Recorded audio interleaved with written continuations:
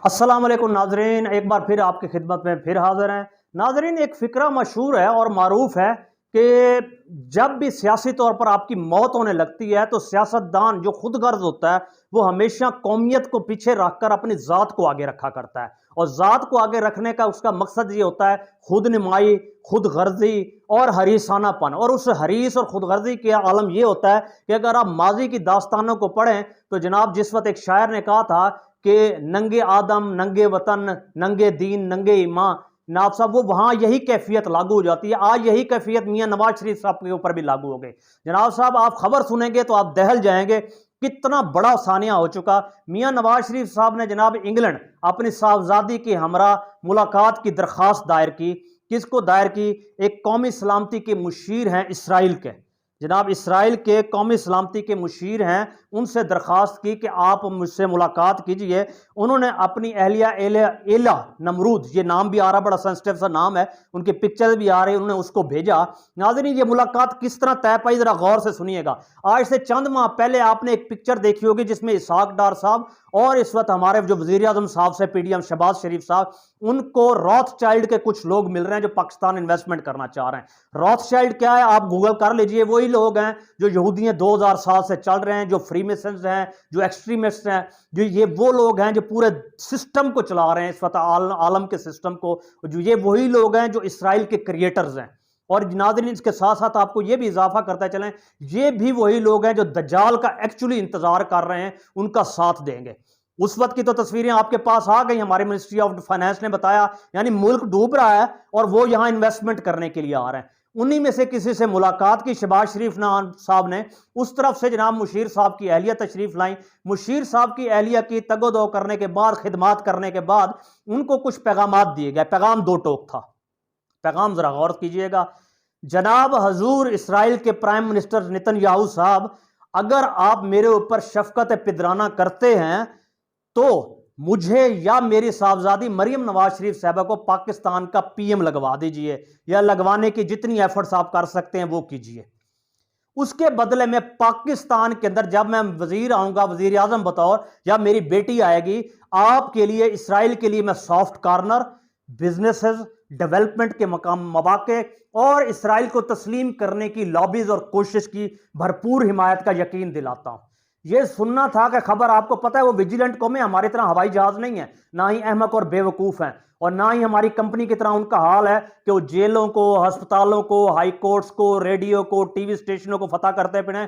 यानी दुश्मन को तो हम फतह करने चले थे, दुश्मन तो फतह हुआ नहीं, ये इदारा ही फतह करने हैं। लगता है दुश्मन ये पाकिस्तान की अवाम ही है, यहीं तक ही इनकी कारगुजारी होती है। आनन फानन जनाब ये मैसेज इसराइल पहुंच गया। इसराइल पहुंचने के बाद ये कौमी सलामती के जो मुशीर हैं उन तक बात पहुंच गई। नाम उनका मारन जोर है। और उसके साथ ये हुआ कि वो बहुत तगड़ी शख्सियत, अगर आप उनको गूगल कर लें, उनकी तस्वीर आपके सामने फिर एक बार आ रही है तो आपको महसूस होगा कितने एक्टिव हैं और इंतहाई लॉबिंग फर्क के अंदर हैं, जो अमेरिका के अंदर लॉबी करती है इस वक्त मौजूदा प्रेसिडेंट गवर्नमेंट के साथ साथ।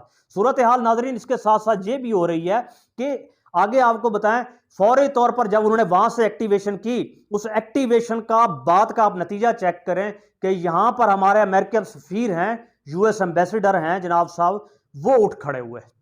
यूएस एम्बेसडर साहब उठते हैं और सीधा कंपनी को अपने हमरा लेते हैं और चीफ इलेक्शन कमिश्नर के ऑफिस पहुंच जाते हैं जनाब सिकंदर सुल्तान राजा साहब से मिलने के लिए।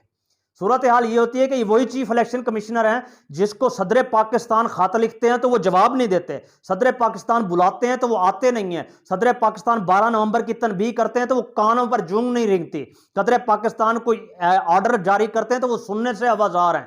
ये वही साहब हैं जिसको इमरान खान साहब बार बार कहते रहे पंजाब और केपीके में इलेक्शन कराओ, लेकिन उन्होंने कान नहीं धरे।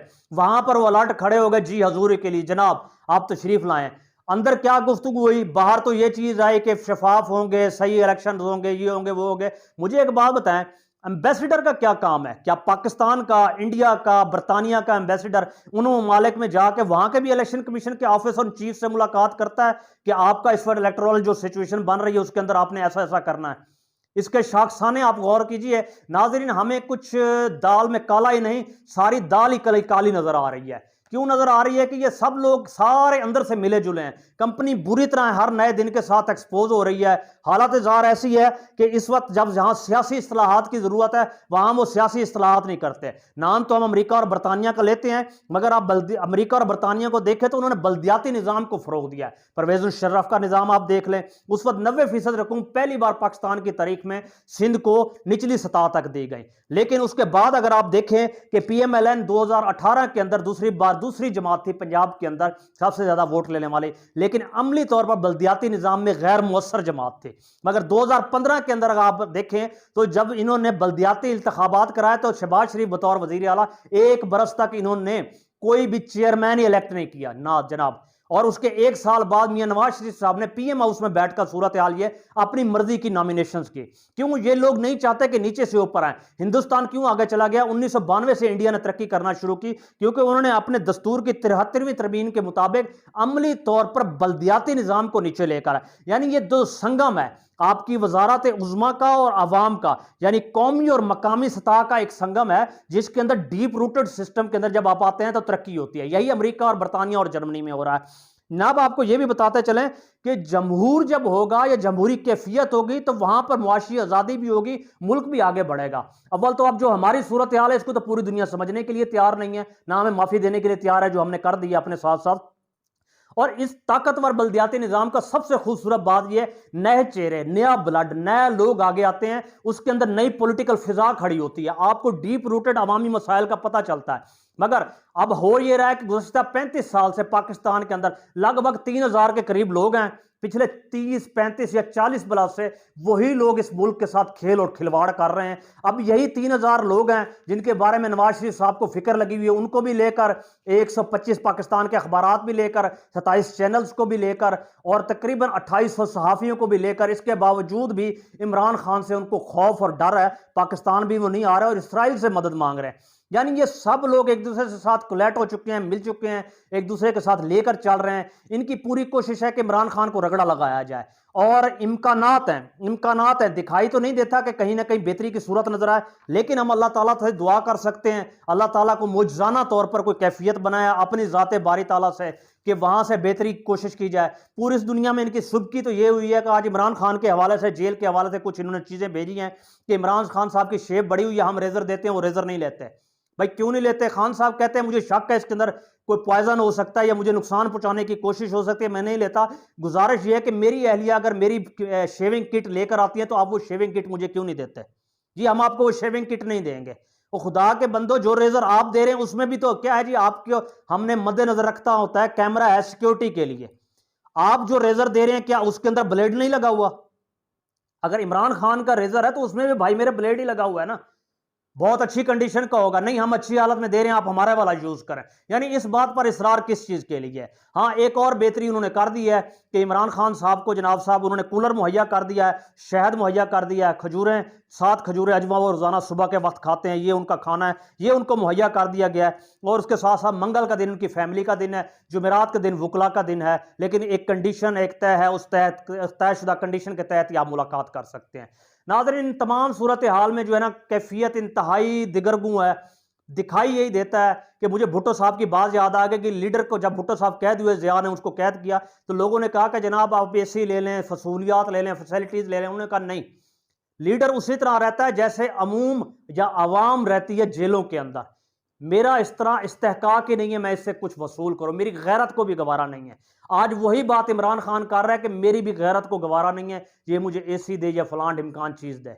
लेकिन आने वाले दिनों में दिखाई यही दे रहा है कि ये सारे चोर इकट्ठे हो चुके हैं, लेकिन इसका खमियाजा पाकिस्तानी कौम को भुगतना पड़ रहा है। क्योंकि क्या हुआ है, कल रात ये चोरी कर ली गई है, छोटी सी, ज्यादा नहीं, 5 रुपए 10 रुपए 5 रुपए 10 पैसे बिजली का यूनिट बढ़ा दिया गया है, जिसका तूफानी और हंगामी सूरत हाल अगले महीने के बिलों में या आने वाले सर्दियों में आपको दिखाई देगी। होना तो ये चाहिए था सिविल नाफरमानी की तरह हमारी कौम के अंदर, जिस तरह वहां पर रावलाकोट या मीरपुर में लोगों ने बिजली के बिलों को आग लगाई, यहां भी वही कैफियत बनती, पूरा पंजाब इकट्ठा होता। लेकिन अफसोस ये कि पंजाब खड़ा नहीं हो रहा, पंजाब जाग नहीं रहा। आखिर खुदा के बंदो कब जागोगे? जब बर्बाद हो जाओगे, जब कुछ भी नहीं रहेगा, जब कुछ भी नहीं बचेगा। लेकिन अब यह है कि हमारे तो इंटरनल मामलात में यूएई भी कूद चुका है, क्योंकि वो भी हिंदुस्तान का एलाइज है। अब आप अंदाजा लगाएं, इसराइल, अमेरिका, यूएई, इसके बाद हिंदुस्तान, पीछे वो इमरान खान को लाना ही नहीं चाहते, क्योंकि इमरान खान एब्सोल्युटली नॉट के साथ उनको सूट नहीं करता। बड़ी आसान सी बात है, जो ये खाना और कमाना चाहते हैं, यानी ये करप्ट लोग काबिल कबूल हैं पूरी दुनिया को। ये बदकार लोग, ये दहशतगर्दी को प्रवान चढ़ाने वाले लोग। मैं दहशतगर्दी के प्रवान के हवाले से बात करूं, आज सिराजुद्दीन हक्कानी की पूरी प्रेस कॉन्फ्रेंस आ चुकी है नाज़रीन। उन्होंने कहा कि इमरान खान के 3.5 साल दौर के अंदर तो आपके पास एक भी धमाका नहीं हुआ। कितनी बड़ी बात उसने की है। तो यहां क्यों हो जाता है? आज अकलियतें भी जड़ा वाला मौके पर बोल पड़ी है कि हमारे ऊपर जब भी मसाइल और धमाका और कुछ भी जलाओ घेराव होता है, नून लीग के दौर में ही क्यों होता है। यानी हर चीज के शाखसाने एक दूसरे से मिल रहे हैं। शफीकुल्ला मैंगल ले लें, या इस वक्त मंजूर पश्तीन की बात ले लें, दीगर बातें ले लें। यानी इमरान खान पे तो आपकी अदालत की विजिलेंसी जागती है। जाइए ना, आप में इतना दम है और आप समझते हैं तो अपना जो पपेट आपने खड़ा किया है, इसकी शक्ल में, मंजूर पश्तीन की शक्ल में, उसे पकड़िए ना, गिरफ्तार कीजिए। क्या आपका मुजरिम नवाज शरीफ नहीं है? क्या नवाज शरीफ जेलों में नहीं रहा? आपने किस बिहाफ पे उसको छोड़ा है? बाजवा साहब से पूछा जाए, वो तो अब निकल गए अगले जहान को, अगली मतलब मुल्क में, बाकी भी अपना पैसा लेकर निकल जाएंगे। नाज़रीन, यही इस मुल्क की किस्मत है, यही नसीब है। आम लोग हैं वो रो रहे हैं, रोते रहेंगे, परेशान हैं। आज ब्लैक मार्केट में डॉलर की कीमत 325 रुपए पे है नाज़रीन। इससे आप अंदाजा लगाइए, 325 का मतलब है 325% महंगाई। जुल्म की इंतहा है, जबर की इंतहा है, फस्तायत की इंतहा है। मुल्क मुल्क नहीं रहा। अवाम के बारे में कोई नहीं सोच रहा, कौम के बारे में कोई नहीं सोच रहा, सल्तनत के बारे में कोई नहीं सोच रहा। खुदा खौफी खत्म हो चुकी है, दीनदारी खत्म हो चुकी है। वाज़े तौर पर नजर आ जाता है वो माई बाप वहां पे उनके बैठे हैं जिनसे नवाज शरीफ मदद मांग रहा है, वो वहां के आगे फोन करते हैं, इधर से दुम हिलाते हुए चंद लोग पहुंच जाते हैं, जी सर सलूट करते हुए, और उसके बाद पूरा सिस्टम यूं करके खड़ा होता है। गुज़श्ता रात या आज की रात जो होने वाला अगले दिन, इन 2-3 दिनों में इम्कानी सूरत हाल है, ये खेल को बिगाड़ने की भरपूर कोशिश करेंगे। क्योंकि अब जो प्लानोग्राम आ रहा है, ये मेरी बात याद रखिएगा, अब जो प्लानोग्राम कल से दिया जा रहा है वो पाकिस्तान का या कंपनी का नहीं है। यानी पाकिस्तान कंपनी हो या नवाज शरीफ हो, ये एक ही लोग हैं, एक ही सिक्के के दो रुख हैं। और ये दो रुख जिस पलड़े में जाकर गिरे हैं, वो पलड़ा आलमी स्टैब्लिशमेंट का है। इस बात को जहन में रखिएगा।